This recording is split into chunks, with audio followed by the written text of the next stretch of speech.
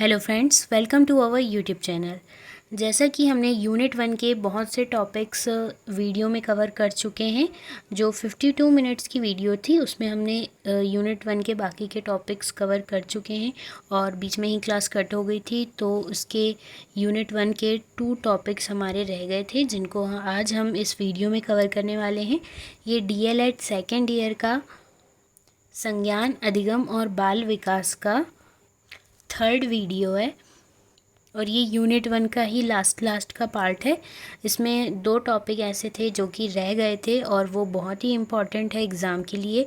इससे क्वेश्चन 2022 और 23 में पूछा जा चुका है, तो आपको इसे ध्यान से पढ़ना है और एंड तक ज़रूर बने रहिएगा। और चैनल को अभी तक सब्सक्राइब नहीं किया है तो सब्सक्राइब ज़रूर कर लें। और बाकी के जो 2 वीडियोस थे यूनिट 1 के, एक था जिसमें हमने स्मृति टॉपिक तक कवर किए थे और सेकंड वीडियो वो था जिसमें हमने सामाजिक अंतःक्रिया तक समझे थे। और जो थर्ड वीडियो है उसमें आज हम सीखने में व्यक्तिगत और सामाजिक सांस्कृतिक विविधता में 2 पॉइंट, एक सामाजिक अंतःक्रिया और एक सामाजिक प्रत्यक्षीकरण, ये 2 टॉपिक आज हम पढ़ने वाले हैं। तो आइए जानते हैं क्या है सामाजिक अंतःक्रिया और सामाजिक प्रत्यक्षीकरण। अगर हम बात करें सामाजिक अंतःक्रिया की, तो इसमें सबसे पहले हमें जानना होगा कि अंतःक्रिया क्या होती है। सामाजिक अंतःक्रिया को हम सोशल इंटरेक्शन कहते हैं इंग्लिश में। जब कोई बालक अपने भाई बहन, माता पिता या अपने आसपास के लोगों से बातचीत करता है, उनकी आदतों को सीखता है, उनसे सहयोग, आदान प्रदान, विचारों का आदान प्रदान करता है, तो यह क्रियाएं ही अंतःक्रिया कहलाती हैं और यही समाज है। अगर बालक समाज से बातचीत करता है, विचारों का आदान प्रदान करता है, तो वह सामाजिक अंतःक्रिया कर रहा है, ये हम कह सकते हैं।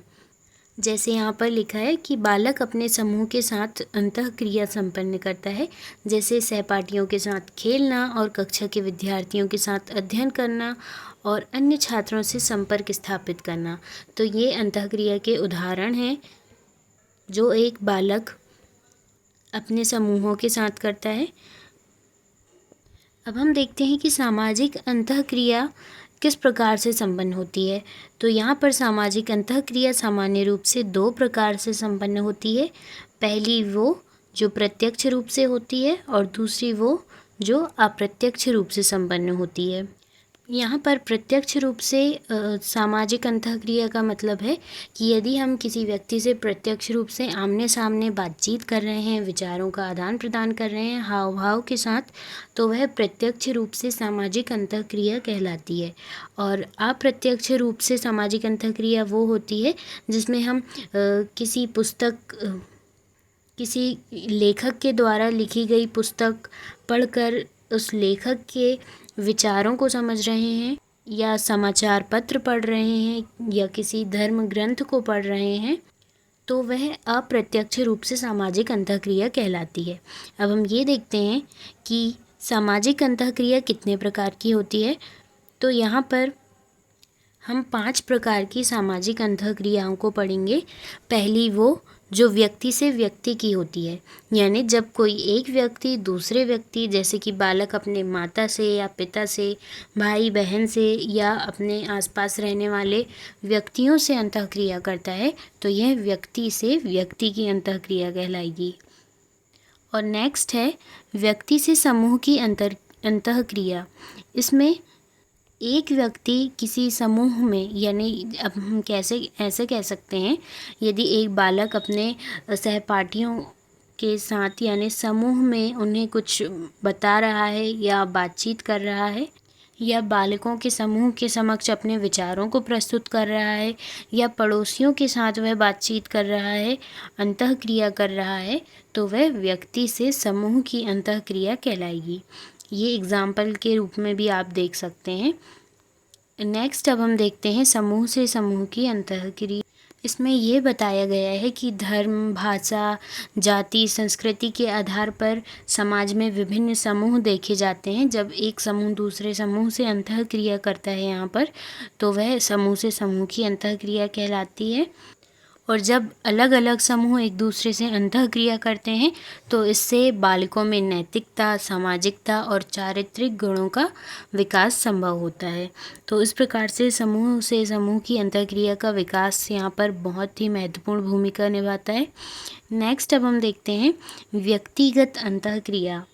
इसमें बालक अपने आप से अंतःक्रिया करता है और इसका प्रयोग वह खुद के कार्यों के प्रति निर्णय लेने और विभिन्न कार्यों को करने के लिए करता है, जैसे अच्छे कार्यों को अपनाना और बुरे कार्यों को छोड़ना।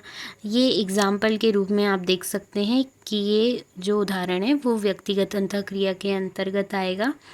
नेक्स्ट अब हम देखते हैं और व्यक्तिगत अंतःक्रिया के द्वारा बालकों में नैतिक, चारित्रिक, संवेगात्मक और भाषाई विकास में सहायता प्राप्त होगी।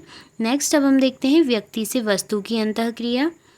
इस अंतःक्रिया के माध्यम से बालक भौतिक संसार की वस्तुओं से लाभ और हानि का निर्धारण भी करता है और किसी भी भौतिक वस्तु के प्रति अपनी अवधारणा विकसित करने के लिए इस अंतःक्रिया का प्रयोग होता है। हम जो नेक्स्ट यूनिट है उसमें अवधारणा के बारे में पढ़ेंगे। मैंने संज्ञान अधिगम और बाल विकास के सिलेबस का वीडियो अपलोड कर दिया है, आप चैनल में विज़िट करके वो वीडियो देख सकते हैं। और जो सेकंड यूनिट है उसमें हम अवधारणा के बारे में बहुत अच्छे से डिस्कस करेंगे, तो आप उस वीडियो को ज़रूर देखिएगा। और यदि आपको इस क्लास से रिलेटेड कोई भी डाउट है तो आप कमेंट में ज़रूर पूछ सकते हैं। नेक्स्ट अब हम देखते हैं सामाजिक अंतःक्रिया की दशाएं। यहाँ पर सामाजिक अंतःक्रिया की दशाओं से तात्पर्य है कि सामाजिक अंतःक्रिया के लिए कौन कौन सी चीज़ें ज़रूरी हैं। तो इसमें हम दो दशाएं देखते हैं, दो कंडीशंस देखते हैं। पहली तो सामाजिक संपर्क होना ज़रूरी है और दूसरी संप्रेषण और संचार, संप्रेषण या संचार जिसे हम कहते हैं। जैसा कि आप देख सकते हैं बिना सामाजिक संपर्क के कोई भी संभव नहीं हो पाती है। जब तक सामाजिक संपर्क नहीं होगा तो अंतःक्रिया कैसे हो सकती है, बातचीत कैसे हो सकती है, इसलिए सामाजिक संपर्क होना आवश्यक है। तो सामाजिक संपर्क जो है वो कितने प्रकार के होते हैं, तो यहाँ पर हम दो प्रकार के सामाजिक संपर्क देखते हैं, एक तो सकारात्मक और एक नकारात्मक। सकारात्मक सामाजिक संपर्क के अंतर्गत प्रेम, सहयोग, समूह में कार्य करना, परोपकार करना, नैतिकता करना, ये सब आ जाता है। और नकारात्मक संपर्क में संघर्ष, द्वंद्व, आंदोलन, असहयोग, ये सारी चीज़ें आती हैं। तो आप समझ पा रहे होंगे कि सामाजिक संपर्क के दो प्रकार होते हैं, एक सकारात्मक और नकारात्मक, और इन दोनों में कौन कौन से कार्य शामिल हैं वो आप समझ गए होंगे। ठीक है, तो अब हम आगे बढ़ते हैं संप्रेषण या संचार में। अगर हम सामाजिक अंतःक्रिया के लिए संप्रेषण ही नहीं करेंगे, हमारे पास संप्रेषण कौशल ही नहीं होगा, तो अंतःक्रिया असफल होगी। इसलिए यहाँ पर सामाजिक संपर्क की प्रमुख द्वितीय दशा संप्रेषण है। तो इससे बालक का भाषाई विकास होगा, तर्क चिंतन की क्षमता भी विकसित होगी और तथ्यों को प्रस्तुत करने यानी अपने विचारों को दूसरों के समक्ष प्रस्तुत करने की क्षमता भी विकसित होगी और सुनने की क्षमता भी विकसित होगी। क्योंकि यहाँ पर संप्रेषण का अर्थ है कि एक दूसरे के विचारों को समझना, यानी किसी व्यक्ति द्वारा कही गई बात जब सामने वाला समझ जाता है तभी संप्रेषण सक्सेसफुल माना जाता है। उसके अलावा हम संप्रेषण को परिभाषित नहीं कर पाएंगे जब तक कि एक व्यक्ति सामने वाले व्यक्ति के भावों और विचारों को ना समझ पाए। नेक्स्ट अब हम देखते हैं सामाजिक अंतःक्रिया के स्वरूप। तो आई होप कि आप ये समझ गए होंगे। सबसे पहले हमने सामाजिक अंतःक्रिया क्या होती है ये समझे थे, और उसके सामान्य रूप से दो प्रकार होते हैं, एक प्रत्यक्ष और एक अप्रत्यक्ष। और उसके जो 5 प्रकार हैं वो हमने देखे, एक व्यक्ति से व्यक्ति की, एक समूह से व्यक्ति की, और समूह से समूह की अंतःक्रिया, और व्यक्ति की वस्तु से अंतःक्रिया। और नेक्स्ट फिर हमने देखे सामाजिक अंतःक्रिया की दशाएं। तो यहाँ पर 2 दशाएं हैं, एक सामाजिक संपर्क और एक संप्रेषण या संचार। सामाजिक संपर्क कितने प्रकार के होते हैं, तो ये 2 प्रकार के होते हैं, सकारात्मक और नकारात्मक। अब हम देखेंगे सामाजिक अंतःक्रिया के स्वरूप। यानी किन किन रूपों में सामाजिक अंतःक्रियाओं को देखा जाता है। एक तो जब कोई व्यक्ति सहयोग करता है तब वह सामाजिक अंतःक्रिया करता है। दूसरा, यदि कंपटीशन चल रहा है स्टूडेंट्स के बीच में, प्रतिस्पर्धा चल रही है, तब अंतःक्रिया होती है। तीसरा में संघर्ष में यह सामाजिक अंतःक्रिया का प्रमुख स्वरूप माना जाता है। और प्रत्येक जो स्वरूप है उससे बालकों में कुछ ना कुछ विकास इसमें लिखना ही है। जैसे कि सबसे पहले हमने देखा कि सहयोग पॉइंट डालने के बाद हमने देखा कि ये प्रमुख स्वरूप है सामाजिक अंतःक्रिया का, और सहयोग के अभाव में बाल विकास की कल्पना संभव नहीं है।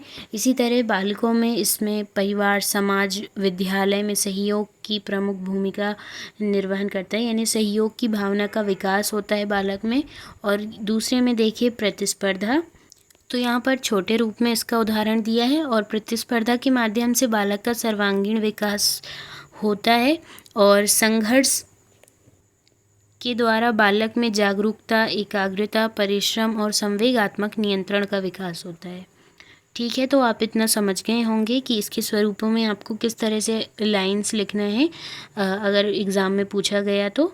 जैसा कि मैंने कहा था कि नोटबुक और पेन के साथ आप पॉइंट्स को नोट करते जाइएगा। और आपने पिछले 2 वीडियोस नहीं देखे होंगे तो उनको ज़रूर देख लें, वो भी बहुत इम्पॉर्टेंट टॉपिक हैं। नेक्स्ट अब हम देखते हैं कि इसमें कौन कौन से स्वरूप हैं। 4th है विरोध, यानी जब बालक किसी भी चीज़ के बारे में अवधारणा निर्माण कर लेता है और उसके विरुद्ध भावना उसमें उत्पन्न हो जाती है, तो यहाँ पर विरोध के माध्यम से अंतःक्रिया संपन्न होती है, जिसके द्वारा बालक में सामाजिक राजनीतिक जागरूकता का विकास होता है और उसमें उचित और अनुचित कार्यों के बारे में निर्णय लेने की क्षमता का विकास होता है। तो किस किस पॉइंट में क्या क्या विकास होते हैं वो बहुत ईजिली आप यहाँ से समझ पा रहे होंगे। नेक्स्ट अब हम देखते हैं व्यवस्थापन का मेन कार्य ये है कि विषम परिस्थितियों में जब बालक अनुकूलन करता है और उस परिस्थिति के हिसाब से समायोजन करने की क्षमता विकसित करता है, तो ये व्यवस्थापन में देखा जाता है। तो आई होप कि आप ये 5 पॉइंट समझ गए होंगे। फर्स्ट था सहयोग, दूसरा था प्रतिस्पर्धा, तीसरा है संघर्ष, चौथा है विरोध और 5वां है व्यवस्थापन। नेक्स्ट अब हम टॉपिक देखेंगे सामाजिक प्रत्यक्षीकरण यहाँ क्या होता है ये समझने का प्रयास करते हैं। तो आपको सामाजिक अंतःक्रिया क्या है ये आपने बहुत अच्छे तरीके से समझ लिया होगा। अपना फीडबैक कमेंट बॉक्स में ज़रूर दीजिएगा, और अगर आप अगला टॉपिक कोई स्पेसिफिक है तो आप समझना चाहते हैं तो वो भी आप कमेंट में बता सकते हैं।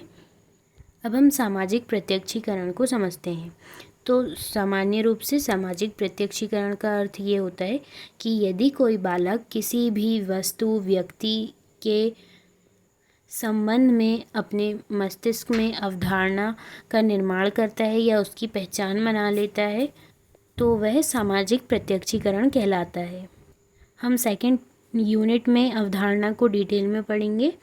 तो अभी आप बस इतना समझ लीजिए कि सामाजिक प्रत्यक्षीकरण में बालक किसी भी वस्तु या व्यक्ति को देखकर उसके गुणों को, उसकी विशेषताओं को पहचान बना लेता है। और जब वो पहचान बनाता है तो उसमें 2 तथ्य जो हैं वो उसकी अवधारणा निर्माण में प्रभावित करते हैं। एक तो ये कि समाज का उस वस्तु या व्यक्ति के विषय में क्या विचार है, और दूसरा ये कि बालक उसके संबंध में क्या अनुभव करता है। तो ये 2 चीज़ें हैं जो बालक को किसी भी व्यक्ति, वस्तु में पहचान बनाने में प्रभावित करती हैं। नेक्स्ट जो यहाँ पर एक पॉइंट है, सामाजिक प्रत्यक्षीकरण में सामाजिकरण की प्रक्रिया से संबंधित कौन से ऐसे तत्व हैं जो महत्वपूर्ण योगदान करते हैं, यानी सामाजिक प्रत्यक्षीकरण में ऐसे कौन से तत्व हैं जो बालकों के समाजीकरण की प्रक्रिया में योगदान करते हैं। तो इसमें आ जाएगा सकारात्मक सामाजिक संपर्क। यदि सकारात्मक सामाजिक संपर्क होगा तो बालक अच्छे गुणों को ग्रहण करने की योग्यता को विकसित करेगा। नेक्स्ट है सकारात्मक मनोवृत्तियों का विकास। तो आप देखते हैं कि समाज में सकारात्मक और नकारात्मक दोनों प्रकार की सोच रखने वाले व्यक्ति होते हैं, और बालक जिस समाज में रहता है उसमें वे सभी मनोवृत्तियों का विकास होता है।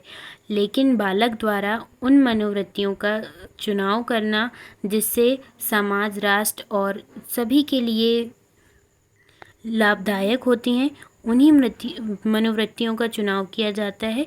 तो ये सामाजिक विकास के द्वारा सामाजिक विकास के माध्यम से होता है। जैसे यहाँ पर एक उदाहरण दिया है, यदि कोई बालक क्रोध या ईर्ष्या करने वाला है तो समाज और राष्ट्र के लिए ये हानिकारक होता है, और यदि इसके विपरीत प्रेम, सहयोग या वैज्ञानिक मनोवृत्ति का उदय होता है तो समाज एवं बालकों के लिए ये लाभदायक होता है। तो इस प्रकार सकारात्मक मनोवृत्तियों का विकास सामाजिक विकास का द्योतक है। नेक्स्ट अब हम देखते हैं तर्क एवं चिंतन। तो इसमें भी सेम इसी टाइप से आ जाएगा कि सामाजिक समस्याओं के समाधान के लिए, मूल्यों के विकास के लिए विचार करने की योग्यता इसमें विकसित होती है। तो इस प्रकार सामाजिक विकास की श्रेष्ठतम स्थिति में बालकों में व्यर्थ चिंतन की अपेक्षा सार्थक चिंतन का उदय हो जाता है। इसी तरह इससे रिलेटेड और भी पॉइंट्स हैं, जैसे सामाजिक गुणों का विकास, स्वस्थ प्रतिस्पर्धा, सृजनात्मकता का विकास। जो मेन पॉइंट्स थे वो हमने देख लिया। इसमें भी आपको इसी तरह से लिखना है। इसमें और भी पॉइंट्स हैं, व्यवस्थापन का विकास, आत्मनिर्भरता। तो इस प्रकार से ये पॉइंट्स थे जो हमने देखा सामाजिक प्रत्यक्षीकरण का। आई होप कि ये आपको समझ में आ गया होगा। इसमें मेन आपको यही कॉन्सेप्ट था कि सामाजिक प्रत्यक्षीकरण क्या होता है, और इससे रिलेटेड अगर कोई प्रश्न बनते हैं तो वो ईजिली आप लिख सकते हैं, क्योंकि आपका टॉपिक जब क्लियर हो जाता है, आप समझ जाते हैं कि ये क्या चीज़ पूछ रहा है, तो उससे संबंधित आप चीज़ें खुद से क्रिएट कर लेते हैं। तो ये क्लास आपके लिए बहुत ही यूज़फुल रही होगी। तो इस वीडियो को लाइक करें, चैनल को सब्सक्राइब करें एंड बेल आइकन को क्लिक करें ताकि अपडेट्स आप तक सबसे पहले पहुंच सकें। अगर आपको कोई भी टॉपिक से रिलेटेड डाउट है तो आप कमेंट में ज़रूर पूछ सकते हैं, और इस वीडियो को देखने से पहले आप पहले वाली वीडियोस ज़रूर देख लें, जिसमें हमने इस यूनिट 1 से रिलेटेड और भी टॉपिक्स को कवर किया है। और अब हम संज्ञान अधिगम और बाल विकास की सेकेंड यूनिट को पढ़ेंगे, तो आप उस क्लास में भी ज़रूर ज्वाइन रहिएगा, और कमेंट में इस वीडियो का फीडबैक ज़रूर दें। Thanks for watching.